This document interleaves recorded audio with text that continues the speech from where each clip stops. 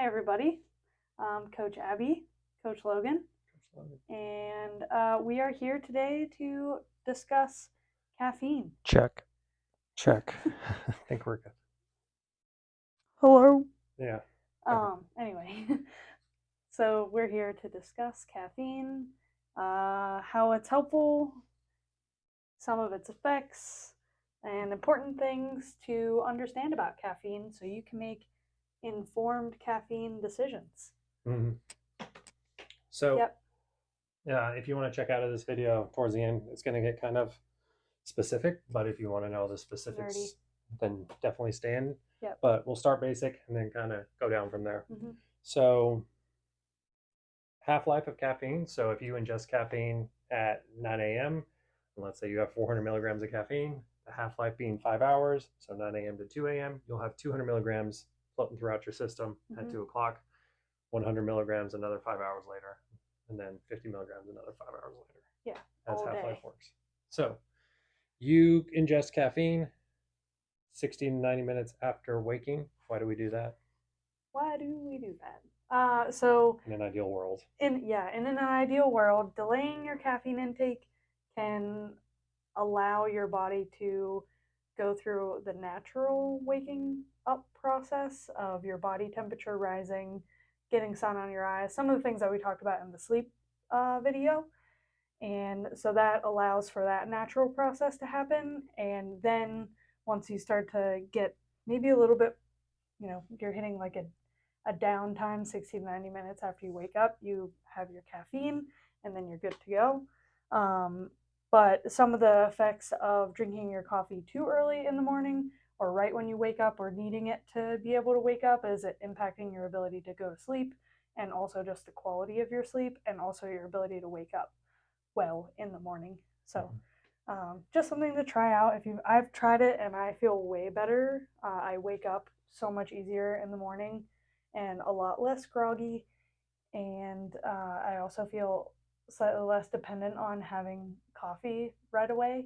So I've really enjoyed changing that. I definitely would recommend playing around with it. I usually do about 60 minutes after I wake up, 90 minutes on the days when I wake up the earliest. So, but I do find that I wake up at the crack of dawn a little bit easier than if I wake up and have coffee or caffeine. What an odd saying. Crack of dawn? Crack of dawn. What does that even mean? I don't know. Like, What's the crack? like is it the horizon? Which I don't see them here. The crack? Yeah, I guess somewhere there might be a crack. So then why do people say that? Have you heard the butt crack of dawn? Yeah. I don't know. I don't get it. Comments below if you know why it's the crack of dawn. Yeah. Help us out here. Please let us know. Or if you have a theory on why also, it's the crack but what of dawn. Is it for sunset? Is it the crack of sunset? Don't know. You know that one too, let us know. Yeah. So anyway. Speaking of the crack of sunset, yeah. Heading towards your evening caffeine, try considering keeping that half-life in mind. You don't want to have a large amount of caffeine in your system still when you're trying to go to bed. So keeping that away from the afternoon if possible. I always say at least the 5 hours before bedtime, more if you can. You are going to hit that lull in the afternoon. Then we can talk about NSDR, meditation, maybe even naps, and we can kind of talk about the benefit of those later. But try to hold off if you can. Just do a little bit of caffeine if that helps get you through. Kind of figure out what works best for you. Evening caffeine can have basically the same exact effects on your sleep and your ability to wake up in the morning that drinking your coffee immediately when you wake up can have. Yeah, exactly. So what does caffeine actually do in your body? So caffeine fits very nicely into your adenosine receptors. So it's a blocker. So you have adenosine receptors, which is a byproduct of ATP, which you start to accumulate throughout the day. ATP is the main energy source for the body. You take that, it starts to break down. So as you go throughout your day, you start to accumulate more and more and more and more adenosine. And that would be the tired, the lull, whatever you're getting throughout the day. You're taking caffeine, it prevents that adenosine from making you tired. Pretty long and short of it. But it's still there. It's still there, floating throughout your system. Yeah. So you'll accumulate Doesn't make it go away. More and more. Yeah.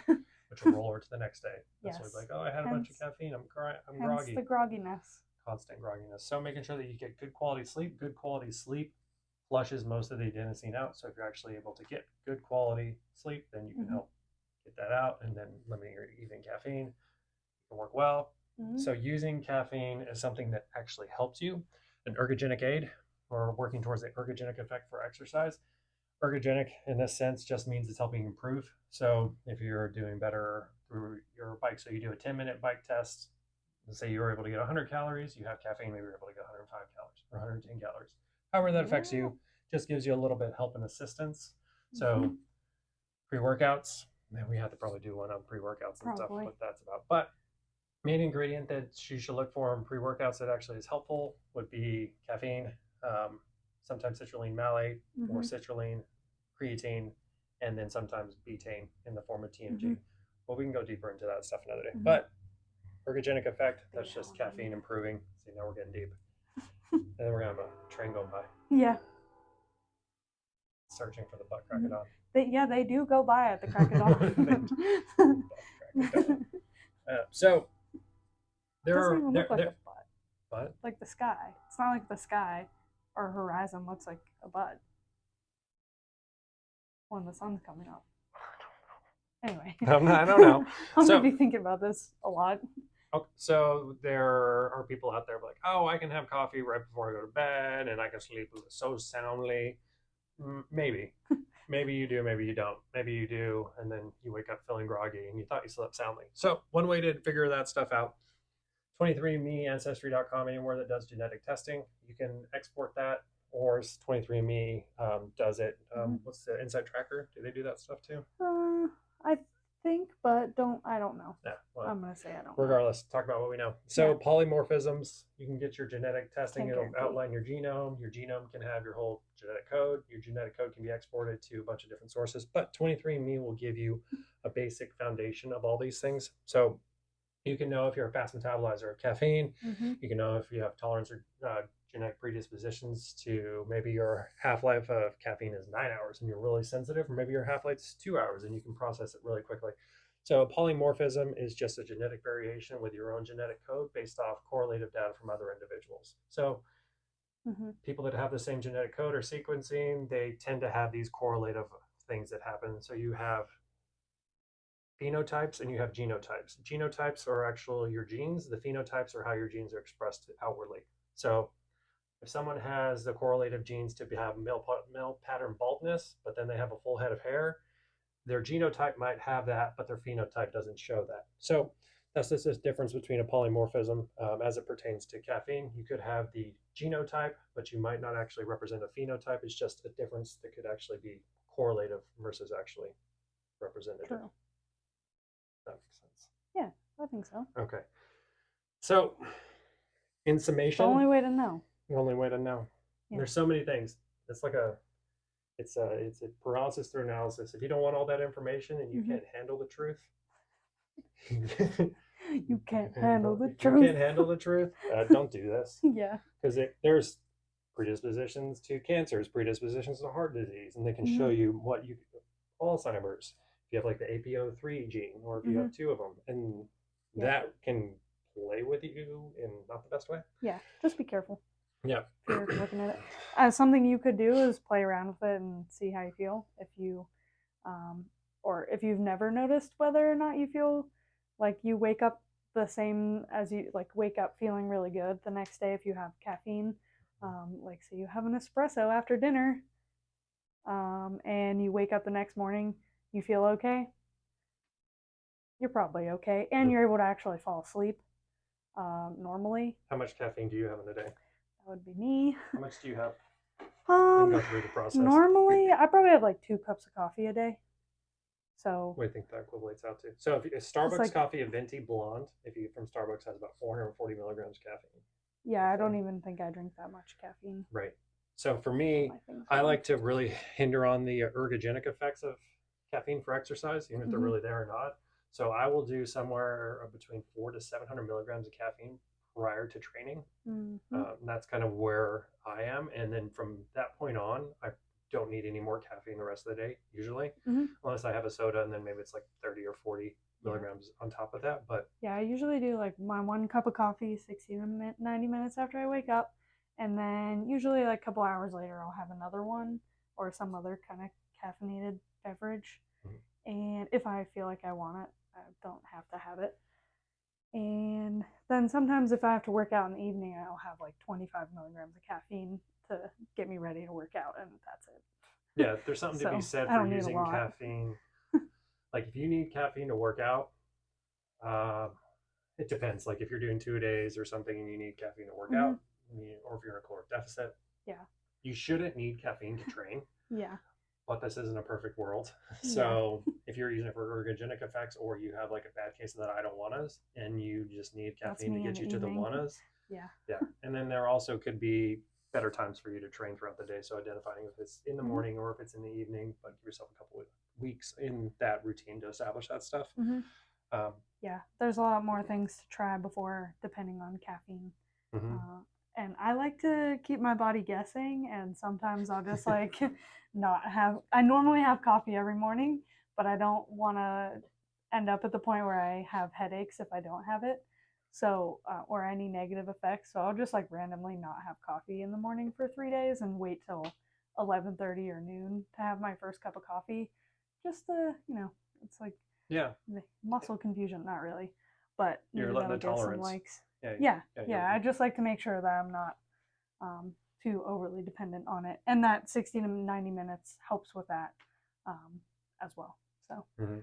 but yeah, just like I did that last week. Didn't have any coffee for 3 or 4 days in a row in the morning, and I was fine. Yeah. So, You can do it for like 2 days. You can get a washout mm-hmm, of all of it until your headache goes away, mm-hmm, and they can increase the sensitivity. But most of the research shows that your body finds its own natural tolerance. So eventually you'll reach a cap, mm-hmm. and that cap might be like 4 or 5 cups of coffee, and just might not be a fiscally responsible thing for you to do. And you need to wash out. So you need to get back to 1 cup of coffee. So Yeah. taking a couple days, usually on like a probably not a holiday or like a 3 day weekend or something, Mm-hmm. to actually let that where you don't have to be a productive human being. Hopefully not in a caloric deficit. Hopefully sleeping well enough and getting yourself Mm-hmm. proper nutrition. Take some NSAIDs, ibuprofen, naproxen, whatever you need to actually blunt your headache or Yeah. your withdrawal symptoms, Get through it. and then resensitize yourself if you want to. Mm-hmm. I haven't done that in a long time, since I was a Oh. while. I don't have any reservations to not having caffeine. I sleep very, very well. I don't Yeah. have caffeine really in the afternoon. So Yeah. I sleep really good too. So. and for myself, Oh. I am a fast metabolizer, as the polymorphisms would say. And then from my actual representation of in life, it does appear to be so. As the data shows. I'm not very um, sensitive whatsoever to caffeine. Yeah. But there are certain types of caffeine. Teas, really green teas, or hit a little different than coffee, or the Mm-hmm. caffeine that's like in energy drinks, the andronus or whatever it is. So always play Iced around. coffee versus hot coffee. So I Nitro. can drink the iced coffee so much faster, and then I'm like, Yeah. Regular coffee, it takes me, I don't know, 4 hours to drink a cup Abby's of coffee. sensitive to caffeine. So Don't yeah, worry. but I can have it before bed, and then I just go to bed. A sensitive fast metabolizer. But I don't know that. I haven't checked the data So of my morphisms. no, I mean you can always check your sleep data too to see if you're getting into deep sleep. Experiments. Mm. I'll report back. Yeah. There'll be a new operating system for the Apple Watches coming out that's going to do sleep tracking, so you should be able to do that stuff after the new stuff I gets will released. not do that on the day whenever I have to wake up at 4:30 a.m. though. Right. Nope. Any questions, concerns? Leave them in the comments below. But general summation: 5-hour half-life, could be 2 hours, could be 9 hours, but based off your polymorphisms, if you made it this far, 60 to 90 minutes after waking, let your cortisol do its thing. Don't hijack it in the mornings. Evening caffeine, don't hijack your serotonin, let it do its thing. Adenosine receptors, the adenosine doesn't care, it's still going to be floating around, so get good sleep. You're still going to need to recover from using energy. Yeah. Ergogenic effect if you need it for exercise, but generally you don't unless you're really a high performing athlete, which I'm not, but I still like to play around with it. So N1 yourself if you want to. N1 means experiment on you. Polymorphisms, they're cool. I was supposed to be bald, but I'm not. And then fast metabolizers, myself, Abby, and then tolerance. Mine's low. I mean, mine's high, hers is low. And genetics. Yeah. I have like 3 sips of an energy drink, and I'm like, that was good. I'm caffeinated. That's it. Yeah. Let us know what the butt crack of dawn means. Yeah. or the And crack of also dawn. what it would be for sunset. I don't know. All right. Yeah. All right. Great talk. Talk to you later. Bye, everybody.